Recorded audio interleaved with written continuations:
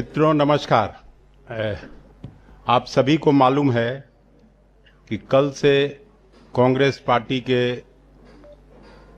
सर्वमान्य नेता, हम सभी के नेता और इस देश के लोकसभा के विरोधी दल के नेता आदरणीय राहुल गांधी जी वोट अधिकार यात्रा का शुरुआत करने जा रहे हैं सासाराम की भूमि से और लगभग 16 दिन की यात्रा है। 1300 किलोमीटर लंबी यात्रा है। लगभग 25 जिला इस यात्रा में कवर होगा। साथ में बिहार विधानसभा में प्रतिपक्ष के नेता तेजस्वी प्रसाद यादव, सीपीआई, सीपीएम और माले वीआईपी पार्टी के सभी नेता और सबके प्रयास से ये यात्रा का कल शुरुआत होने जा रहा है।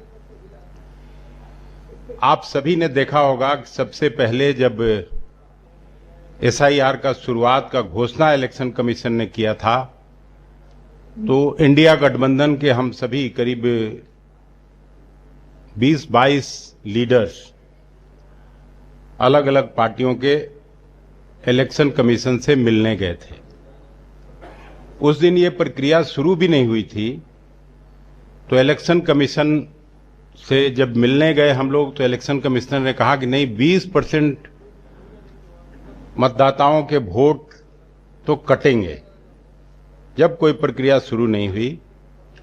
और इसमें जो प्रमुख बात है कि बाकी सभी राजनीतिक पार्टियों का इस पे प्रतिक्रिया आया, 2 पार्टी का प्रतिक्रिया नहीं आया, भारतीय जनता पार्टी और जनता दल यू। कहने का मतलब कि ये लोग पीछे से सपोर्ट कर रहे थे एसआईआर को और बिहार के मतदाताओं को वोट के अधिकार से वंचित करने में उनकी भी सहमति थी। फिर लगातार हम लोग लोकसभा और राज्यसभा जो अभी चल ही रहा है, 18 तारीख से फिर शुरू होगा, 4 दिन बचा हुआ है, हर दिन 267 का नोटिस हम लोग देते रहे और स्टॉल करते रहे सरकारी कानून को पास करने में। हम लोग हल्ला गुल्ला करके कि एसआईआर पर चर्चा कराइए। ऑपरेशन सिंदूर पर जरूर चर्चा हुई, लेकिन एसआईआर पर चर्चा कराना भारत सरकार और मोदी जी की सरकार ने जरूरी नहीं समझा। इस तरह का अन्याय बिहार के मतदाता साथियों के साथ जब हो रहा हो, खास करके वंचित, गरीब और अंतिम पंक्ति पर बैठे हुए व्यक्तियों के साथ इस तरह का अन्याय हो रहा हो, भारतीय जनता पार्टी और नीतीश कुमार जी मौन धारण किए हुए हैं। मैं 2 दिन से देख रहा था, मौसमी सिंह एक आज इंडिया टुडे की पत्रकार हैं, लगातार वो जाके ग्राउंड पे ये कर रही है और आप लोग भी देखे होंगे कि किस तरह का अन्याय एक एक घर में 5-5, 6-6 बिरादरी के लोगों को रहता हुआ दिखाया गया है और कोई जवाब बीएलए बीएलओ के पास नहीं है। इसलिए ये जरूरी समझा कांग्रेस पार्टी ने कि हम लोग बिहार के सभी जिलों में प्राय घूम घूम के और मतदाता जागरूकता अभियान या इस यात्रा का शुरुआत करेंगे। और राहुल गांधी जी ने सुरही अपने ही उन कमान संभाला है। आपने देखा होगा कि पिछले सप्ताह लगभग 300 एमपी लोकसभा और राज्यसभा के हम लोग मिलने जा रहे थे, मिलना चाहते थे इलेक्शन कमिश्नर से, लेकिन इलेक्शन कमीशन ने फिर अनुमति नहीं दी और हम लोगों ने गिरफ्तारी दी। 3-4 घंटे पार्लियामेंट थाने में हम लोग रोक दिए गए। उसके बाद कोई रास्ता नहीं था इस यात्रा करने के सिवाय। इसलिए आज हम लोग वाजिब समझते थे कि पटना के सभी पत्रकार मित्रों को इसकी जानकारी दी जाए। इस वजह से हम आपके सामने आए हैं। 1950 में जब हमारा संविधान बन रहा था, आदरणीय अंबेडकर जी के नेतृत्व में उस समय उन्होंने एक बड़ा इंपॉर्टेंट बात कहा था कि संविधान अच्छा तभी हो सकता है जब इसमें चुनाव कराने वाले लोग जो इलेक्शन कमिश्नर्स होते हैं वो मूर्ख नहीं हो और धूर्त नहीं हो। तो 1950 से लेके आज अब लगभग 75 साल हो गए। मुझे लगता था कि उनकी दूरदृष्टि और सोच इसी वजह से थी कि आज ऐसा हो रहा है। और अंबेडकर जी और संविधान की लड़ाई आप सबको मालूम है कि हम लोगों के नेता राहुल गांधी जी लड़ रहे हैं। तो इस लड़ाई को कोई और नहीं लड़ सकता था। राहुल गांधी जी में देश के गरीब और वंचित तबका का आस्था है, नौजवानों का आस्था है, महिलाओं का आस्था है, किसान मजदूरों का आस्था है। इसलिए आपके माध्यम से बिहार के सभी जागृत मतदाताओं से हम अपील करते हैं कि इस यात्रा को अपना पूरा समर्थन दें, इस यात्रा में बढ़ चढ़कर हिस्सा लें और इलेक्शन कमीशन और भारतीय जनता पार्टी के गठजोड़ के इस मंसूबे को नाकामयाब बनाने में राहुल गांधी जी के नेतृत्व को मदद करें, कांग्रेस पार्टी की भूमिका को आगे बढ़ाएं और महागठबंधन के नेतृत्व में ये मेरा निश्चित मत है, जिस तरह का वातावरण बना है और जिस तरह से नीतीश जी के नेतृत्व में सरकार चली है, सभी लोग उबे हुए हैं, सभी लोगों में गुस्सा है, आक्रोश है और उस गुस्से और आक्रोश का प्रकटीकरण निश्चित रूप से आने वाले चुनाव में होगा और महागठबंधन के नेतृत्व में सरकार बनेगी, ऐसा मैं उम्मीद करता हूं।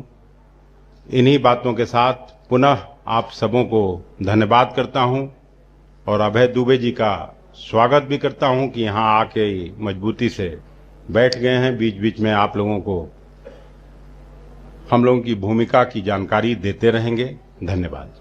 वो वीडियो एक मिनट एक सेकंड आप लोग बताते वीडियो नहीं है दिखा के बाद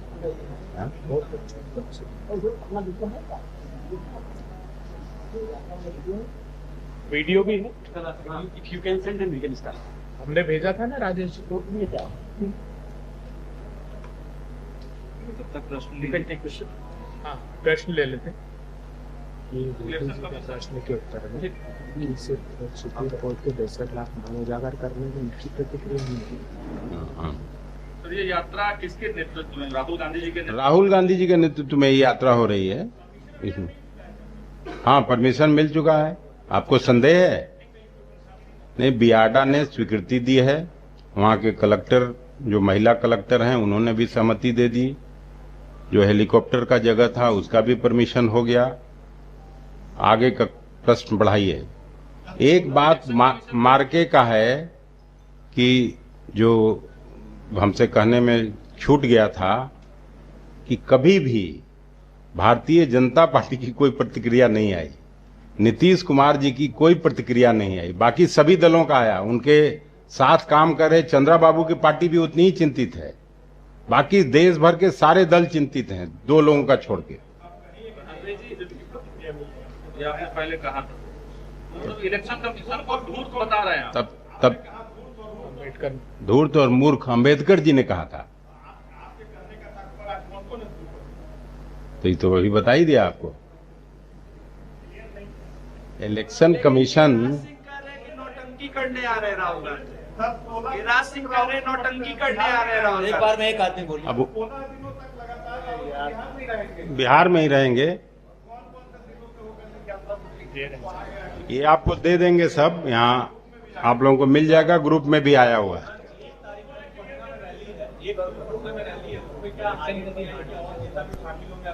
नहीं, निश्चित रूप से शामिल होंगे उस रैली में सभी लोग शामिल होंगे। निश्चित समय पर आपको निश्चित जानकारी दे दी जाएगी। वो तो कह रहे राहुल गांधी और तेजस्वी यादव नौटंकी करने। कल तो आ रहे थे जहाज में, हम लोग के साथी आए थे, उनकी भी चिंता वही थी जो यहाँ मैं व्यक्त कर रहा हूँ। बाकी अब अपने बेचारे पार्टी के लिए कुछ कुछ वकालत करते होंगे। हमको इलेक्शन कमीशन में काम करने वाले लोगों के बारे में मैं बोला हूं। आपको अगर सुनाई ठीक से पड़ा होगा कि पहली बार जब हम लोग मिलने गए थे तो उसी समय जब कोई एक्सरसाइज प्रारंभ नहीं हुआ था, इन लोगों ने कहा कि 20% तो कटेंगे लोग। तो 20% जब कटेंगे, ये भी आप लोगों ने देखा होगा कि राहुल गांधी जी परसों या चौथा रोज कई मृत लोगों के साथ चाय भी पिए, ये भी खबर आई थी।